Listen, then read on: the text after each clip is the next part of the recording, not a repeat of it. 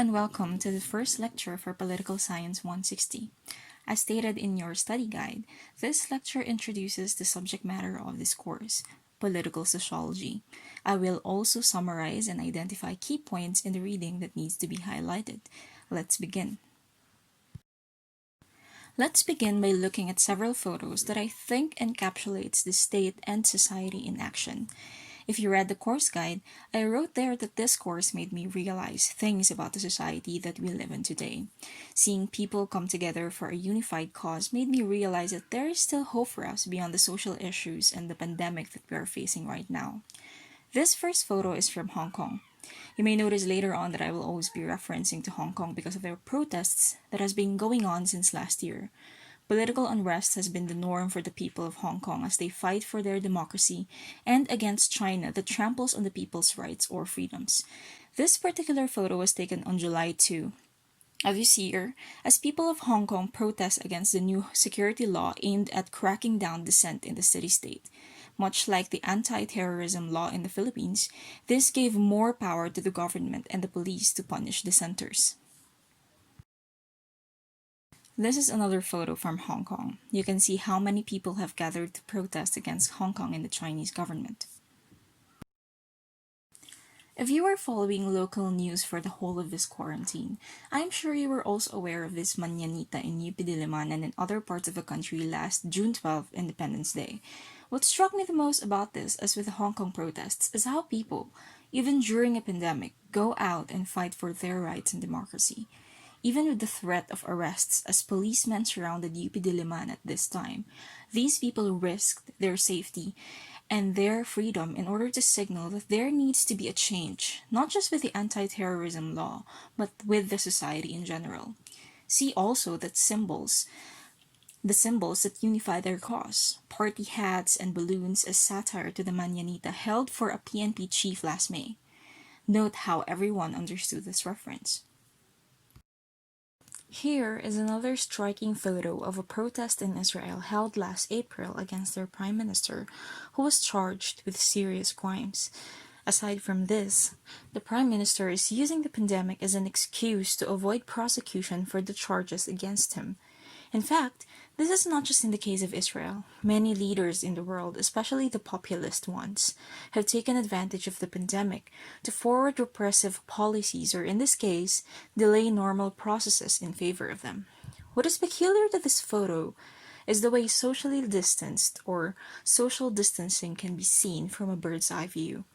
In the new normal, people have had to find novel ways to express their frustration against their governments and to show their solidarity and commitment to democratic values.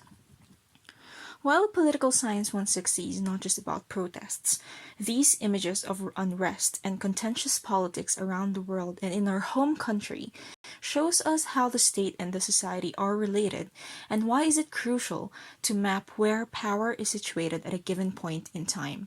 We see in these cases how sectors of the society joined forces to contest the power of the state. Through these protests, for example, we see the merging of what we understand as political and the very social aspect of political life. Politics is not just about states and governments and how power is concentrated in these entities. It is also about the people who are the constituents of the state. They constitute the very political life that we are talking about when we discuss political science. People do not simply accept and obey state laws, but they actively participate in the creation of political life and the reproduction of political institutions.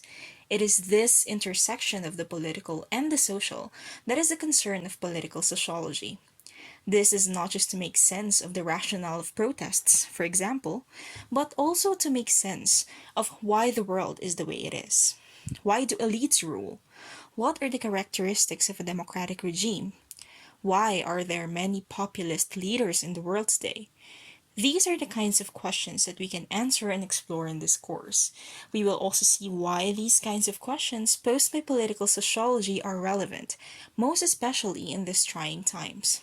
We keep in mind one of the major ideas in political sociology, that politics takes place within a societal context, and it is best to understand political phenomena through the people involved in it, especially those who are actively participating in political life within the society. For this week, these are our course learning objectives.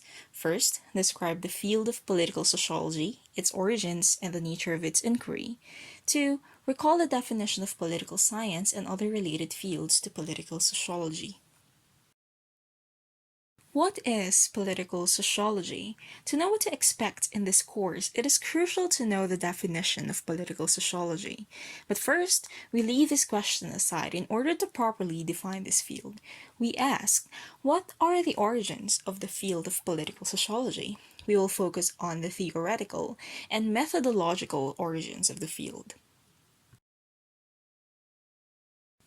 Before defining political sociology as a field in political science, it is crucial that we review the origins of the field in terms of A. The disciplines associated with the study of political sociology, political science, and sociology, and the overall development of the field.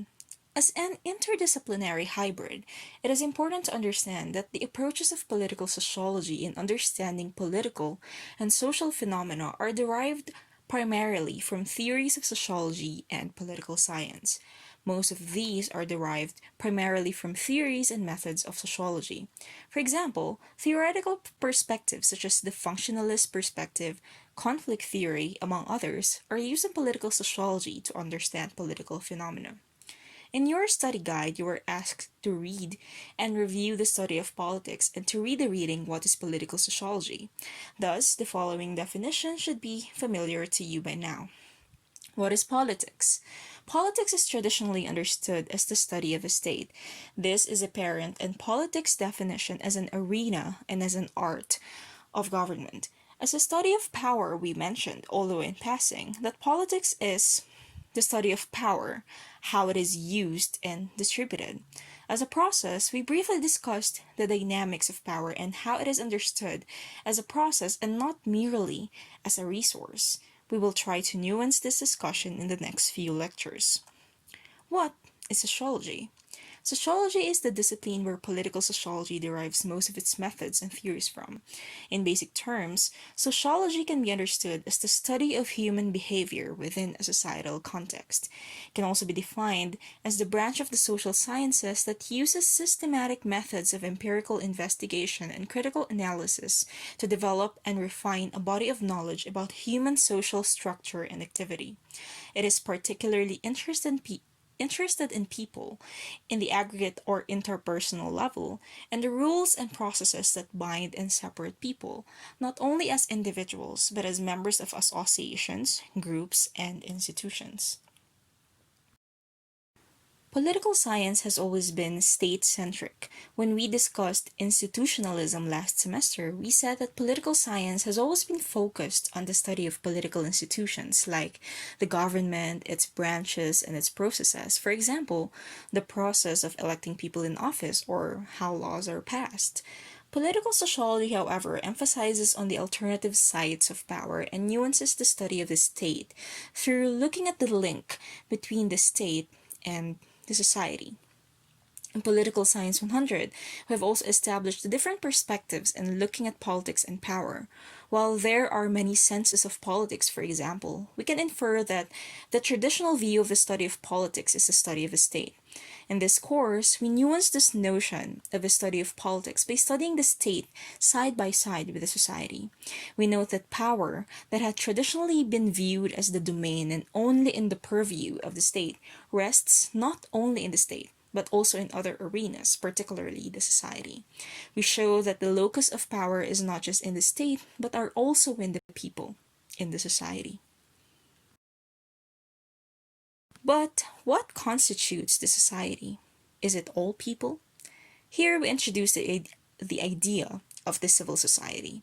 In this course, it is important to know that the agents in the society that bring about change to a polity through their behavior, for example, are most of the time part of the civil society. In looking at the origins of the discipline, we discussed the factors that affected the development of the field. First is the behavioral approach. Again, this was discussed in Political Science 100.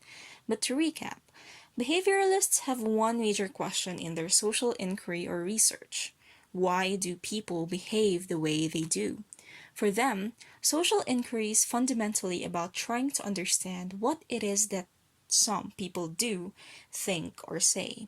In behavioralism, the actions and behavior of political actors, may it be in the level of the individual or the social aggregate, that are directly observable, are the primary concerns of research in political science. This emphasis of this approach on the observable can be traced to its roots on positivism, with its focus on empirical testing. This development had a huge impact on political sociology, basically as its methods were inspired by behavioralism's focus on behavior in the individual and group level. Early scholars in the field were specifically interested in establishing laws of behavior through the study of behavioral patterns. Another factor that affected the development of the discipline is the study of politics in third world countries. Another thing that we can say about political science, especially during the 20th century, was that aside from being state-centric, it is also Eurocentric. This is because most research were focused on the West, like Europe and the US.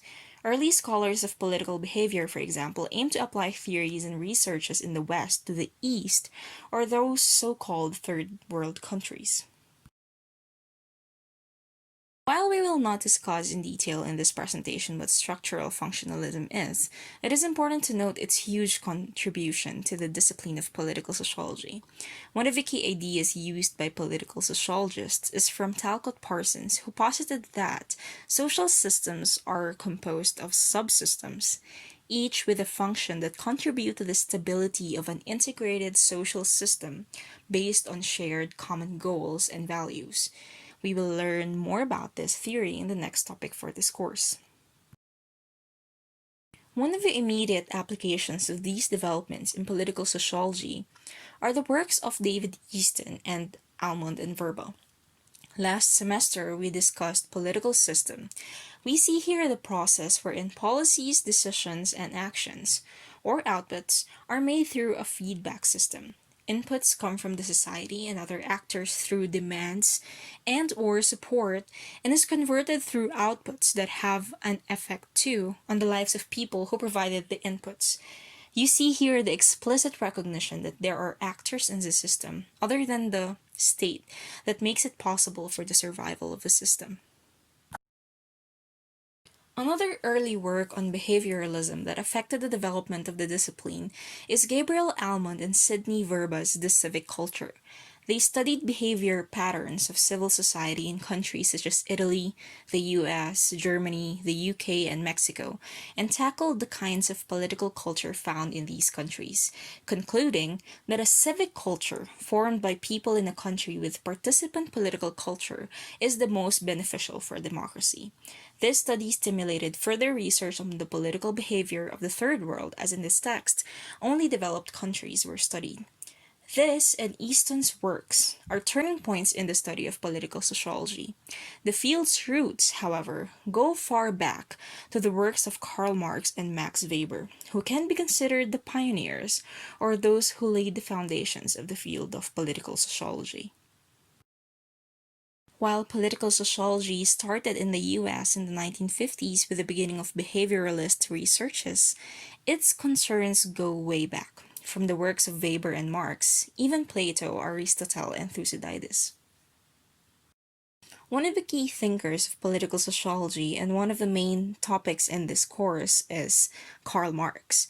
His is a theory that is society-centered.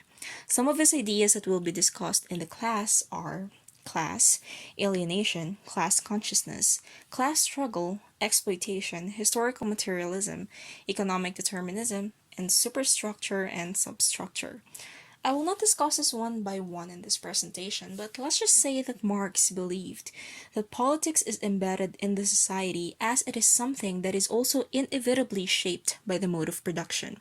He also nuanced the idea of the state through the instrumentalist formulation of the state, where he argues that the state has an ideological role in representing the interests of the ruling class, where the working class legitimizes its existence and hegemony as it is part and parcel of the whole capitalist system or mode of production. The state is not autonomous and independent from the interests of the society, particularly the ruling class. We will discuss this more in the next topics in this course. This theory is also integral to the study of political sociology. We know him from his idea of the state as a human community that successfully claims the monopoly of the legitimate use of physical force within a given territory. While this definition is state-centric as it characterizes the state as the most powerful actor, Weber gives us a view of how this came to be through the study of leadership and the role of authority and legitimacy in the establishment of the power of the state. Some of his ideas that we will discuss in this course are the following: the state, power, legitimacy, social status, authority, rationalization of life, and bureaucracy. Marx and Weber were of the same mind in believing that politics could only be explained and understood within a societal context, a context which is deeply historical. From their work evolved other works that are now integral parts of political sociology: studies on elites, political parties, personality in politics, economic development and democracy, ideology in politics, political socialization, political participation, political recruitment, political communication, and more other researches. From here on, this course aims also at mapping the development of political sociology through the years, through the works of other political sociologists that are important in understanding political phenomena. So given these, what is political sociology and what can we expect to study in this course? These are the definitions that I think capture the basic ideas of the course. First, political sociology seeks to examine the links between politics and society, to place politics within its societal context by analyzing the relationship between social structures and political structures and between social behavior and political behavior. We can also say that political sociology is the study of political processes and structures of power. Another definition of political sociology is that it is an interdisciplinary field that draws primarily upon political science and sociology. It studies the nexus of society and politics, or the sociology of politics. It examines how society and various social groups defined by factors such as social class, race, gender, ethnicity, religion, and occupation affect politics and vice versa.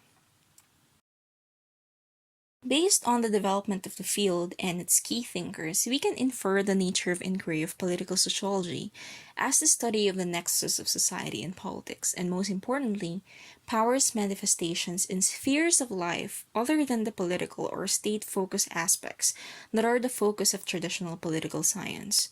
While we usually ask for the what of things, like what is the state, here in this course we'll try to ask why more. Why do people obey the state? Why do people vote for this candidate and not the other candidate? Here are the themes that we will be tackling here in Political Science 160. First, role of the state. Though we aim to look at other sides of power, it is also crucial that we discuss it, the state, and the nature of its power. 2. Political behavior in its societal context. We will focus on social cleavages and structures and how they affect the workings of politics in societies and states. 3. We add the society's values and their relationship to politics as a core topic, nuancing the idea that people's beliefs also affect the way they view and participate in political life. 4. Social change, such as the processes of modernization and democratization, will also be the main topics at the latter part of the course. Graham Taylor notes that there is a need for a sociological approach focused on the ways in which we experience or live the complexity generated by a society in transition. We will also try to incorporate this in our lessons. Fifth, the shifting natures of social, political cultures and identities. In the midst of processes such as globalization, where the state has reportedly been weaker and personal cultural identities are stronger, will also be explored in the course. Sixth, the development and organizations of social movements, as well as the seventh, civil society and the way people participate in political life, will be discussed in this course. We will be doing an interdisciplinary and comparative approach in discussing these themes. For more information on these themes and the topics to be discussed in political sociology, you are encouraged to consult the following: syllabus, the study schedule, the course guide, and the weekly study guide for this week. But why study political sociology? Rush notes: for any society to be understood, so must its politics, and if the politics of any society is to be understood, so must that society. Curvatarius also notes that today, most domestic and foreign politics cannot be divorced from considerations of ethics, morality, and human rights. More than ever, we see the nexus of the state and society in the contemporary world as we are trying to make sense of our democracy amidst a pandemic. We ask several questions regarding the legitimacy of laws passed by the government, the status quo of elites holding more power and wealth than the rest of the population. We also ask how, within a society, do human beings solve their problems with their fellow human beings and with their environment? These questions are questions that are crucial in decision making in the state and even in our own personal lives. In Political Science 160, we will try to make sense of these and deepen our understanding of the discipline more. With this, I formally welcome you to Political Science 160. Check your study guides for the next step that you need to do for this week. See you on my next recorded lecture.